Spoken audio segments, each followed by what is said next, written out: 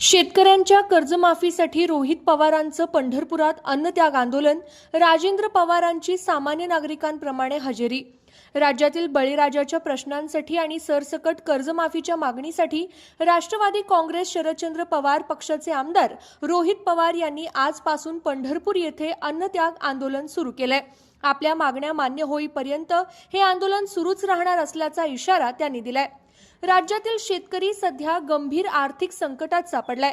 या संकटातून शेतकऱ्यांना बाहेर काढण्यासाठी सरकारने राज्यातील सर्व शेतकऱ्यांना सरसकट 2 लाख रुपयांपर्यंतची कर्जमाफी द्यावी, ही रोहित पवार यांची मुख्य मागणी आहे।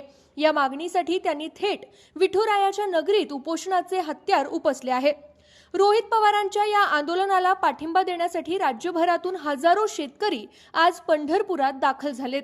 आंदोलनाच्या पहिल्याच दिवशी पंढरपुरातील वातावरण शेतकरी गर्दीने फुलून गेलं असून सरकारला धारेवर धरण्याची तयारी आंदोलकांनी दर्शवली आहे।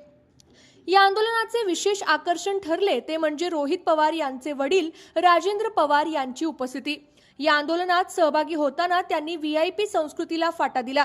ते कोणत्याही विशेष मंचावर न बसता थेट सामान्य शेतकऱ्यांच्या गर्दीत उभे राहून आंदोलनात सहभागी झालेत व स्टेजच्या पुढे उभे राहून ते या आंदोलनामध्ये सहभागी झालेत।